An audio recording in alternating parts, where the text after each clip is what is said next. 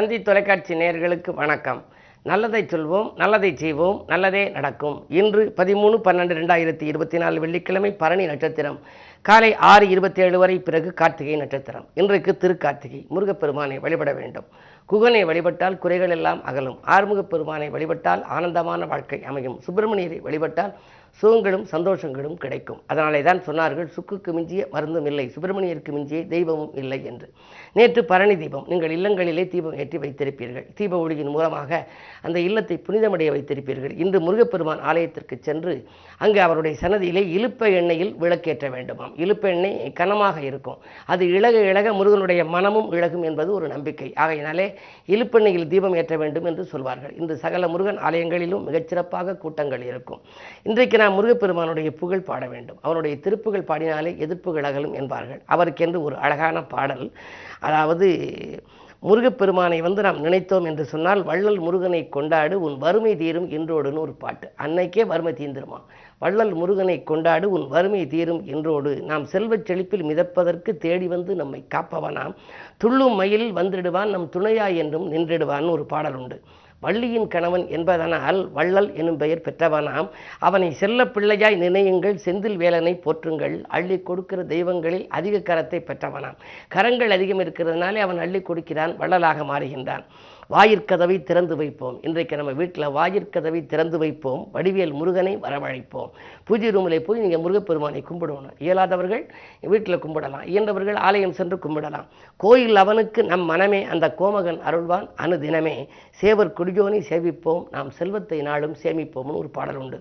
செல்வச் செழிப்பிலே மிதக்க வேண்டும் என்று சொன்னால் முருகப்பெருமானுடைய அருள் நமக்கு கிடைக்க வேண்டும். எத்தனை கார்த்திகைகள் வந்தாலும் இந்த திருக்கார்த்திகைக்கு ஒரு தனி வலிமை உண்டு. ஆகையினாலே இன்று தினம் நீங்கள் அருகில் இருக்கும் ஆலயம் சென்று முருகப்பெருமானை வழிபட்டால் முன்னேற்றத்தின் முதல் படிக்கு செல்லலாம் என்ற கருத்தை தெரிவித்து இனி இன்றைய ராசி பலன்களை இப்பொழுது உங்களுக்கு வழங்கப் போகின்றேன்.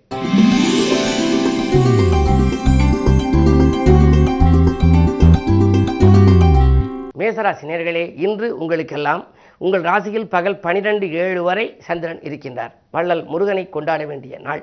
வள்ளிமணாளன் வழிபாட்டால் வளர்ச்சியை காண வேண்டிய நாள் என்று நான் சொல்லுவது வழக்கம். ராசிநாதனை செவ்வாய் என்கிற பொழுது செவ்வாய்க்குரிய தெய்வமாக விளங்கும் முருகப்பெருமானை இன்று நீங்கள் கொண்டாடினால் உங்களுடைய வாழ்க்கையில் மிகப்பெரிய வளர்ச்சி இருக்கும். தடைகளெல்லாம் தானாக விலகும். இன்றை பொறுத்தவரை நீங்கள் எடுத்த முயற்சிகளில் உங்களுக்கு வெற்றி கிடைக்கலாம். 2இல் குரு இருப்பதனாலே பணப்புழக்கம் நன்றாக இருக்கும். திட்டமிட்ட காரியங்களை சிறப்பாக செய்து முடிப்பீர்கள். பயணங்கள் பலன் தருவதாக அமையும். ஆன்மீக நாட்டம் அதிகரிக்கும்.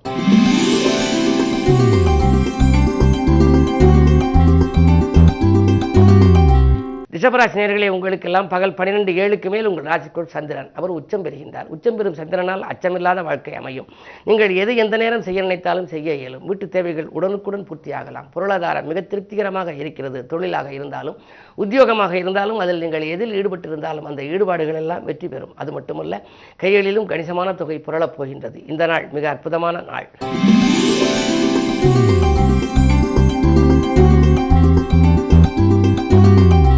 மிதுனராசி நேயர்களே, உங்களுக்கு விரயஸ்தானத்திலே குரு. சுப விரயங்கள் ஏற்படும். வீடு வாங்க வேண்டும், வீடு கட்ட வேண்டும், அல்லது கட்டியை விட்டு பழுது பார்க்க வேண்டும், பிள்ளைகளுக்கு கல்யாணத்துக்கு சீர்வரிசைகள் வாங்க வேண்டும் என்றெல்லாம் நீங்கள் நினைத்தால் அவற்றையெல்லாம் வாங்கலாம். இன்று பொதுவாக இந்த விரயங்கள் கொஞ்சம் அதிகரிக்கின்ற நாள். அந்த விரயத்தை வீண் விரயமாகாமல் சுப விரயமாக மாற்றிக்கொள்ளுங்கள்.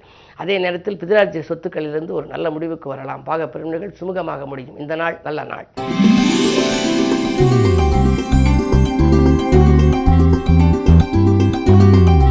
கடகராசி நேயர்களே, அஷ்டமத்து சனியின் ஆதிக்கம் இருந்தாலும் கூட கந்தன் வழிபாட்டால் கவலைகளை தீர்த்து கொள்ள வேண்டிய நாள். காசு பண புழக்கம் உங்களுக்கு அதிகரிக்கும். லாபஸ்தானத்திலே குரு இருக்கின்றார். உத்தியோகத்திலே உங்களுக்கு ஒரு முன்னேற்றம் வரலாம். மேலதிகாரிகள் உங்களுக்கு இணக்கமாக நடந்து கொள்வார்கள். உங்களுடைய குரலுக்கு செவி சாய்ப்பார்கள். இன்று உங்களுக்கு ஒரு இனிய நாளாகவே அமைகின்றது. கந்தன் வழிபாடு கவலையை போக்கும்.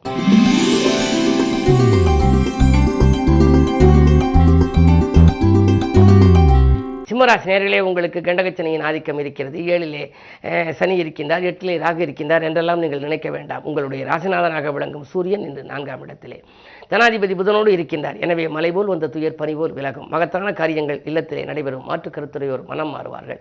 கூட்டு முயற்சியிலிருந்து விலகி தனித்து இயங்கலாமா என்று கூட சிந்திப்பீர்கள். பணவரவு திருப்திகரமாக இருக்கும். இந்த நாள் நல்ல நாள்.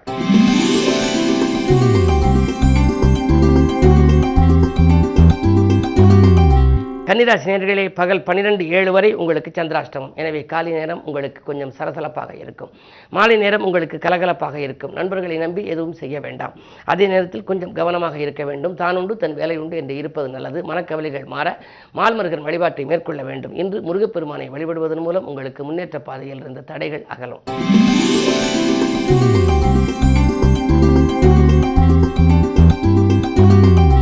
துலாம் ராசி நேயர்களே, பகல் 12:07க்கு மேல் உங்களுக்கு சந்திராஷ்டமம். எனவே காலை நேரம் கலகலப்பாக இருக்கும். மாலை நேரம் சலசலப்பாக இருக்கும்.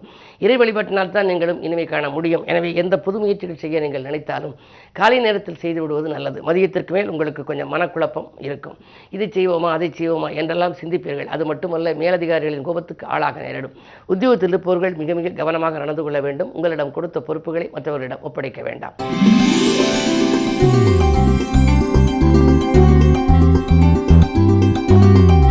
விருச்சிக ராசி நேயர்களே, புத ஆதித்ய யோகம் இருக்கிறது. பொன்னான நாள், புதிய திருப்பங்கள் ஏற்படுகின்ற நாள்.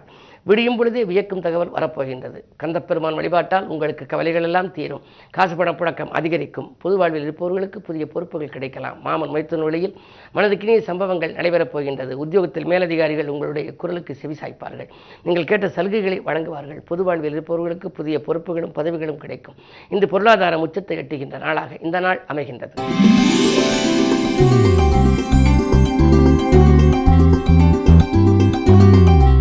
தனுசு ராசி நேயர்களே, உங்களுக்கு ராசிநாதன் வக்ர இயக்கத்தில் இருப்பதனாலே ஆரோக்கிய தொல்லைகள் கொஞ்சம் அதிகரிக்கலாம். பொது வாழ்வில் ஈடுபட்டிருப்பவர்களுக்கு வீண் பலிகளுக்கு ஆளாக நேரிடும். என்ன இருந்தாலும் ஒரு முறைக்கு இருமுறை யோசித்து செய்ய வேண்டும். கடன் சுமை கொஞ்சம் கூடுகிறது என்று கவலைப்படுவீர்கள். அருகில் இருக்கும் நண்பர்களை அனுசரித்து வைத்துக் கொள்வதன் மூலம் ஆதாயம் தரும் தகவல் உங்களுக்கு கிடைக்கும்.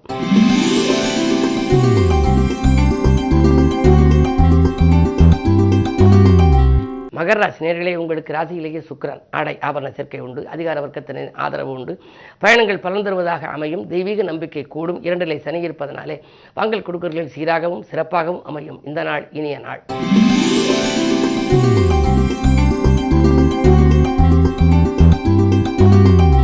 கும்பராசி நேயர்களே, ராசியிலேயே சனி எடுத்த காரியத்தை எளிதில் செய்து முடித்து வெற்றி காண்பீர்கள். அதே நேரம் 2 ராகு. வாக்குவாதங்களை கொஞ்சம் தவிர்க்க வேண்டும். வசதிகளை பெருக்கிக் கொள்ள நீங்கள் நண்பர்களை நம்பி செய்த முயற்சிகளில் உங்களுக்கு வெற்றி கிடைக்கும். இழந்த வேலையை கூட ஒரு சிலர் மீண்டும் பெறுவார்கள். என்ன இருந்தாலும் 8 கேது இருப்பதனாலே கொஞ்சம் மனக்கவலைகள் அதிகரிக்கத்தான் செய்யும். இனம் புரியாத கவலைகள் மேலோங்கலாம். அவற்றிலிருந்து நீங்கள் விடுபட வேண்டுமானால் தெய்வ வழிபாட்டிலே முழுமையாக திருப்தி காண இயலும். இன்று குறிப்பாக திருக்கார்த்திகை பிரதோஷம் நந்தியையும் வழிபட வேண்டும். அதே நேரத்திலே முருகப்பெருமானையும் வழிபட வேண்டும். முருகப்பெருமான் வழிபாடு உங்கள் முன்னேற்றத்திற்கு வித்திடும்.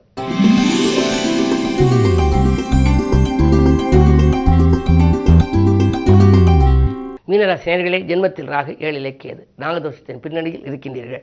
வரவை காட்டிலும் செலவு கூடலாம். வாய்ப்புகள் வாயில் தேடி வந்தாலும் கூட உபயோகப்படுத்திக் கொள்ள இயலாது. வருமானத்தில் பற்றாக்குறைகள் அதிகரிக்கும். இழந்த வேலையை மீண்டும் பெறக்கூடிய வாய்ப்பு வந்திருக்கிறது என்று நினைப்பீர்கள். ஆனால் அந்த வேலை உங்களுக்கு கிடைக்குமா என்பது சந்தேகம்தான்.